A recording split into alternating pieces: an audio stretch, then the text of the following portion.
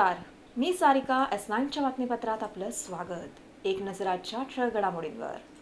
मुलुंडमधील रस्त्यावरील पथदिवे बंद असल्याने नागरिकांना अंधारातूनच करावा लागतोय प्रवास. वनजमिनीवरील झोपडपट्टीवासियांचे पुनर्वसन मुलुंडमध्येच होणार असल्याचे आमदार चरणसिंग सबरा यांचे आश्वासन. तर राष्ट्रवादीच्या वतीने गणेशोत्सव 2014 पारितोषिक वितरण सोहळा संपन्न. S9च्या बातमीची दखल घेत पालिकेने बालराजेश्वर रोडवरील धोकादायक खड्डा तातडीने बुजवला. स्थानिकांनी मानले S9चे आभार. मुलुंडमधील बालराजेश्वर मार्गावर पावसामुळे खड्डे पडले आहेत. पेवर ब्लॉकमुळे पडलेला हा खड्डा दुचाकी स्वारांसाठी जीवघेणा ठरत होता. वाहन चालकांना होणाऱ्या या त्रासाची दखल S9 वृत्तवाहिनीने घेत यासंबंधी वृत्त प्रसारित केले होते. S9 वृत्तवाहिनीच्या वृत्ताची दखल घेत पालिकेने तातडीने या खड्ड्यांची डागडुजी करत स्थानिकांना आणि वाहन चालकांना दिलासा दिला आहे. तर S9 वृत्तवाहिनीने दाखवलेल्या बातमीमुळे खड्ड्यांची समस्या दूर झाल्याने स्थानिकांनी S9चे आभार मानले आहेत. टीव्हीला धन्यवाद देतो न्यूजला, कारण आमच्या इथं या ठिकाणी वैशालीनगरच्या परिसरामध्ये BR रोडला खड्डे भरपूर झाले होते आणि त्यांनी न्यूजला ही बातमी दाखवल्याच्या नंतर आमचे रस्त्याचे खड्डे दुसऱ्या दिवशी बुजवण्यात आले. कारण त्या ठिकाणी 2-3 अपघात झालेले, कारण बाईकवाले स्लिप झालेले, खड्ड्यामध्ये पडलेले. त्यांना मी आणि BMCचे पण धन्यवाद देतो की त्यांनी आमचे कामं लवकरात लवकर केली आणि S9ला पण धन्यवाद. Kaustubh Darves, S9 news, Mumbai. राष्ट्रवादी काँग्रेस पक्षाच्या वतीने आयोजित सार्वजनिक गणेशोत्सव स्पर्धेचा पारितोषिक वितरण सोहळा मान्यवरांच्या उपस्थितीत संपन्न. राष्ट्रवादी काँग्रेसच्या वतीने सार्वजनिक गणेशोत्सव मंडळांकरिता स्पर्धेचे आयोजन करण्यात आले होते. गतवर्षी आयोजित केलेल्या स्पर्धेचा निकाल काल गडकरी रंगायतने येथे जाहीर करून पारितोषिक वितरण करण्यात आले. या कार्यक्रमास राष्ट्रवादीचे उपाध्यक्ष वसंत वाणी, माजी खासदार अनंत परांजपे, सचिव संजय वडावकर, महिला अध्यक्ष वनिता गोतपकार, माजी खासदार डॉ. संजीव नाईक, आमदार जितेंद्र आव्हाड या कार्यक्रमास अतिथी म्हणून उपस्थित होते. राष्ट्रवादी शहर अध्यक्ष मनोज प्रधान यांच्या मार्गदर्शनाखाली हा उपक्रम गेल्या कित्येक वर्षापासून राबविला जात असून 90 मंडळे यामध्ये सहभागी झाली होती. या कार्यक्रमाअंतर्गत उत्कृष्ट गणेशमूर्ती, उत्कृष्ट सजावट, उत्कृष्ट देखावा अशी विविध भागातून पारितोषिके जाहीर करण्यात आली. यावेळी विजेत्या मंडळांचा सन्मानचिन्ह आणि पुष्पगुच्छ देऊन गौरव करण्यात आला. या स्पर्धेच्या तृतीय पारितोषिकाचा मान ओम शक्ती मित्रमंडळ कोपरी, द्वितीय स्नेहांकित मंडळ नौपाडा आणि प्रथम क्रमांक हा गुलसागर कळवा मंडळाने पटकविला. या स्पर्धेसह राष्ट्रवादी पक्षातर्फे 9 मुलींना दत्तक घेऊन त्यांच्या शिक्षणाचा खर्चही या कार्यक्रमाअंतर्गत उचलण्यात आला. Sarika Salunkhe, S9 news, Thane. भांडुपमधील फेरीवाल्यांना अधिकृत व्यवसाय परवाना देण्याच्या योजनेचा आजपासून शुभारंभ. भांडुपमधील S-WOT तर्फे फेरीवाल्यांना अधिकृत व्यवसाय परवाना फॉर्म आज पालिका अधिकाऱ्यांनी दिले. त्यामुळे तेथील फेरीवाल्यांमध्ये आनंदाचे वातावरण दिसून आले. या अधिकृत परवान्यांमुळे त्यांचा बेरोजगारीचा प्रश्न सुटणार आहे, असे फेरीवाल्यांनी S9शी बोलताना सांगितलंय. हे परवाने एकंदर 3 वर्षापर्यंत चालणार असून या योजनेमध्ये स्थानिक फेरीवाल्यांना प्रथमतः प्राधान्य देण्यात आलंय. 3x3 फुटाच्या बाकड्याची जागाही त्यांना देण्यात येणार आहे. मुंबई शहरातील पादचाऱ्यांची फेरीवाल्यांच्या त्रासातून सुटका करण्याकरिता भांडुपच्या S-WOT तर्फे भांडुपमधील फेरीवाल्यांना अधिकृत व्यवसाय परवाना आज पालिका अधिकाऱ्यांनी दिलाय. या योजनेअंतर्गत शहरातील वर्दळीच्या रस्त्यांवरील फेरीवाल्यांचे पुनर्वसन कमी रहदारीच्या रस्त्यांवर करण्यात येणार आहे. तसेच या फेरीवाल्यांची पूर्तता केल्यानंतर पालिकेतर्फे अधिकृत परवानाही त्यांना दिला जाईल. हो, ते म्हणजे 100 रुपये घेऊन त्यांनी फॉर्म दिलेले आहेत आम्हाला भरून आणि 1 तारखेला पुन्हा बोलवले ऑफिसला. आम्हाला लायसन भेटलं तर आम्ही फारच म्हणजे खुश होऊ, आनंदात होऊ, कारण ते बेरोजगार आहेत, त्यांना काम भेटेल, धंदा भेटेल. सारखे BMCवाले उचलत होते, ते उचलणार नाही आहेत. त्याबद्दल आम्हाला खूपच आनंद होत आहे. व्हिडिओ जर्नलिस्ट योगेश मावडेसह चेतना सावंत, S9 न्यूज, मुंबई. S9च्या बातमीपत्रात वेळ झाली अल्पशा विश्रांतीची.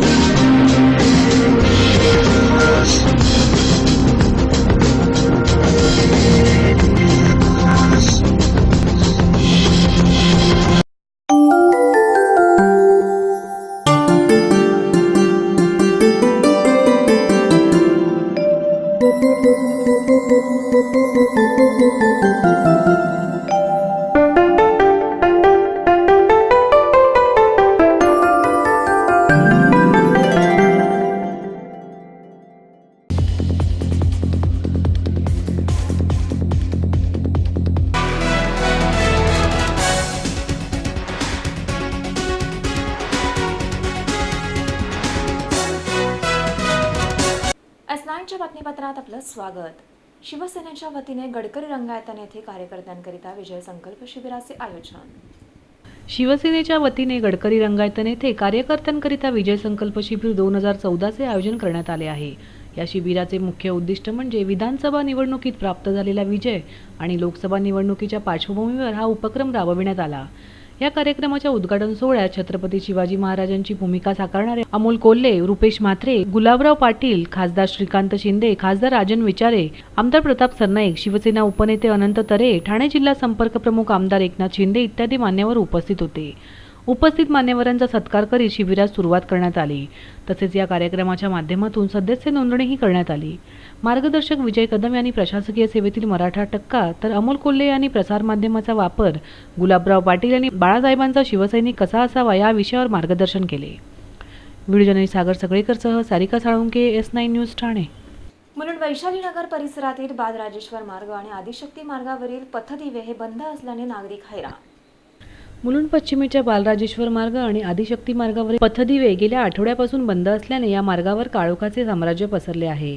पावसामुळे शॉर्ट सर्किट होऊन या परिसरातील पथदिव्यांचा वीजपुरवठा खंडित झाला आहे. या प्रश्नी स्थानिकांनी वीज मंडळाकडे तक्रार करूनही या समस्येचे निवारण अद्याप झालेले नाही. त्यामुळे हा परिसर रात्री अंधाराच्या विळख्यात सापडत आहे. तसेच या परिसरातील आदिशक्ती मार्ग हा पाईपलाईन लगत आहे. तसेच हा परिसर रात्री निर्मनुष्य असतो. त्यामुळे या मार्गावरून प्रवास करणाऱ्या पादचाऱ्यांना तसेच महिलांना मोठ्या त्रासाला सामोरे जावं लागत आहे. तर अंधारामुळे येथे गुन्हे घडण्याची शक्यताही स्थानिकांनी S9शी बोलताना व्यक्त केली आहे. पाईपलाईनची जे लाईट आहेत त्या सर्व लांब लावलेले आहेत फक्त, पण त्याला लाईट लावलेच नाही त्या. आणि ते संध्याच्या काळोख्यानं अपघातात लय होते तिथे. आणि काय रोड पण असा आहे की एकदम आजूबाजूला खड्डे बिड्डे पण होते ना, तिथे लाईट नाही म्हणून काय दिसून पण माणसाला येत नाही. आणि फक्त मग चारू साईडला लाईट पुऱ्या बंद आहेत. फक्त डाम लावलेलं आहे म्युन्सिपाल्टीने, पण लाईट आहे त्याच्यावर आहेत नाही. रात्री ज्यावेळी काळ उघडलं की माणसाचा अपघातात रस्त्याचा त्रास होतो, जायला पण त्रास आहे, पब्लिकला पण त्रास होते. आणि त्याची दुर्घटना पण होते, ते होऊ शकते, पण आता पण होऊ शकते. पण यांनी लवकर लाईट पणचा बंदोबस्त करावा. जर आदिशक्ती मार्गावरची देखील लाईटी बंद आहे. सगळ्या लाईटी पूर्ण ती नागशिनगर म्हणजे सपनानगरीपर्यंत ते लाईटच लाईनला बंदच आहेत त्या. कारण का त्या ठिकाणी लेडीज पण जातात ना, येते जातात या. त्यातला त्यांना पण धोका आहे. चेन लॉबरी होते ती, काय कोणाचे मंगळसूत्र लुटते ती, काही बायकोंना लुटामारे होते ती. कारण अंधार दिसून येते, जंगलचा परिसर असल्या म्हणून काही लाईट नाही, त्यानंतर त्रास होऊ शकते माणसांना. Kaustubh Darves, S9 news, Mumbai. महागाईची झळ गणेशोत्सवालाही. गणेश मूर्तींच्या किमतीत 15 ते 20% वाढ. गणेशोत्सव अवघ्या महिन्यावर येऊन ठेपला असतानाच मुंबई शहरातील गणेश मूर्ती कारखान्यांमध्ये श्रीच्या सुबक मूर्त्या बनवण्याच्या कामांना वेग आला आहे. कारखान्यातही बऱ्याच वेगवेगळ्या प्रकारच्या गणेश मूर्ती साकारण्यात आल्या असून आता रंगकामानेही वेग घेतलाय. चव्हाण बंधू यांच्या कारखान्यातही अशाच वेगवेगळ्या प्रकारच्या 8 ते 10 फुटाच्या गणेश मूर्त्या आहेत. या मूर्त्या पक्क्या कामासाठी त्यांच्याकडे वेगवेगळ्या ठिकाणाहून येतात. या मूर्त्या प्लॅस्टर ऑफ पॅरिस पासून बनवलेल्या असून गेल्या 35 ते 40 वर्षापासून त्यांचा हा व्यवसाय सुरू आहे. गणेश मूर्ती बनवण्याच्या साहित्यातील वाढत्या किमती तसेच जागेचा अभाव या सगळ्या समस्यांना त्यांना सामोरे जावे लागत असल्याचे त्यांनी S9शी बोलताना सांगितलंय. चव्हाण बंधू यांच्यासमोर सगळ्यात मोठी समस्या आहे ती जागेची. गणेश चतुर्थीच्या दिवशी संध्याकाळी 4 वाजेपर्यंत त्यांना ही जागा भाड्याने देण्यात आल्याची माहिती त्यांनी S9शी बोलताना दिली आहे. माझ्याकडे 10 फुटापासून खाली मूर्ती आहेत, सगळ्या 8, 7, 6 अशा 3 फुटापर्यंत सगळ्या प्रकारचे माझ्याकडे गणपती असतात. पण आमच्याकडे जास्तीत जास्त गणपती POPचेच असतात. शाडूच्या वगैरे कमी असतात, कारण त्या वजनाला खूप जड वगैरे येतात म्हणून. आणि बाकीचं काय मी काय स्वतः असं बाहेरून आणूनच करतो. व्हिडिओ जर्नलिस्ट योगेश मावडेसह चेतना सावंत, S9 न्यूज, मुंबई. S9च्या बातमीपत्रात वेळ झाली अल्पशा विश्रांतीची.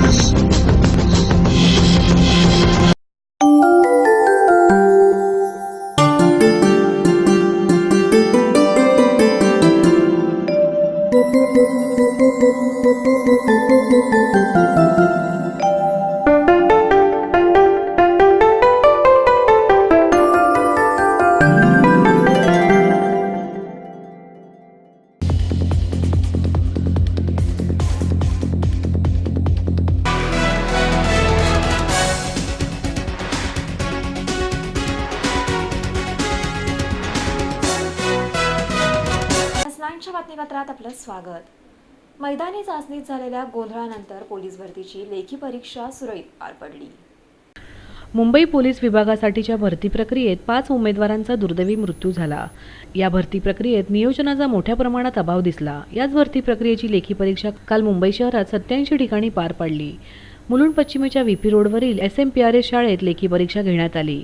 यासाठी मुलुंड पोलीस ठाण्यातील पोलीस अधिकारी आणि कर्मचाऱ्यांना बंदोबस्तासाठी तैनात करण्यात आले. सकाळी 11 वाजता असलेल्या परीक्षेसाठी उमेदवारांनी सकाळी 9 पासूनच गर्दी केली.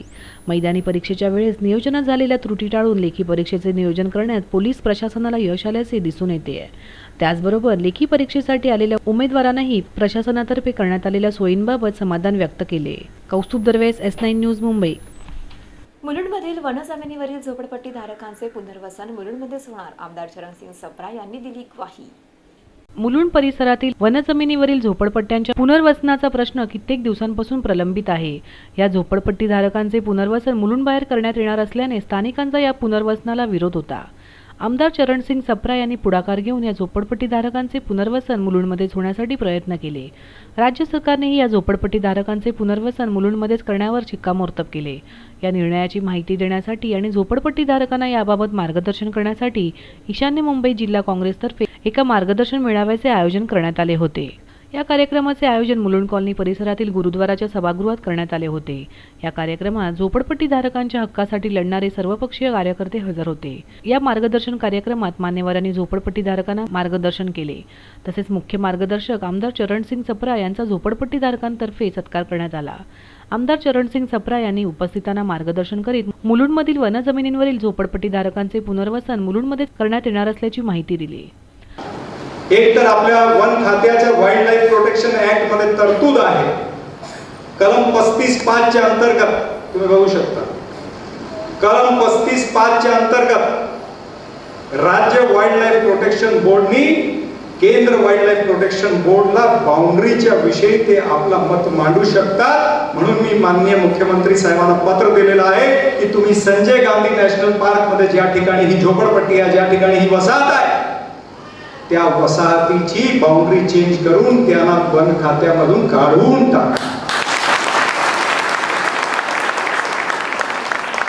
आणि त्या संदर्भात माननीय मुख्यमंत्र्यांनी मान्य केलं आहे.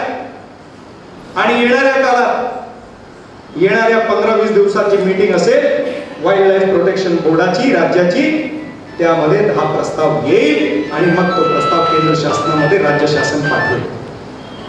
आणि जोपर्यंत केंद्र शासनामधून उत्तर येत नाही तोपर्यंत तुमची झोपडपट्टीला कोणी हात लावू शकणार नाही, तुमच्या घराला कोणी हात लावू शकणार नाही. हा एक विषय. आपण तुमची बाउंड्री चेंज करून टाकू की तुमचे घर इथेच राहिले पाहिजे, इथून कुठे गेले नाही पाहिजे. हा एक विषय. आणि जर अशी परिस्थिती आली की केंद्र शासनाने मान्य नाही केलं राज्य शासनाचा प्रस्ताव, राज्य शासन प्रस्ताव देणार आहे की ही बाउंड्री चेंज करून टाका, जर केंद्र शासनाने कधी मान्य केला नाही तर काय करायचं? तर मी जागा मुलुंड ईस्ट मध्ये निवडलेली आहे. 2 एकर जागा आहे. त्यामध्ये आपण शासनातर्फे उपक्रम राबवून तुम्हाला तिथे घर देऊ. म्हणजे माझा एकही मुलुंडकर मुलुंड मधून बाहेर जाणार नाही याची काळजी मी घेतलेली. हे दोन्ही पर्यायावर काम चालू आहे. आणि मी मुद्दाम ही मीटिंग लेट केली आहे कारण मला शासनाकडून जोपर्यंत खात्री होत नाही तोपर्यंत मी मीटिंग घेत नव्हता. आज खात्री झालेली आहे, तो प्रस्ताव पुढे जाणार आहे, म्हणून मी ही मीटिंग करून आज जाहीर रूपाने तुम्हाला सांगतो. Kaustubh Darves, S9 news, Mumbai. शेवटी पुन्हा एक नजर आजच्या ठळक घडामोडींवर. मुलुंडमधील रस्त्यावरील पथदिवे बंद असल्याने नागरिकांना अंधारातूनच करावा लागते प्रवास. वनजमिनीवरील झोपडपट्टी वासियांचे पुनर्वसन मुलुंडमध्येच होणार असल्याचे आमदार चरणसिंग सप्रा यांचे आश्वासन.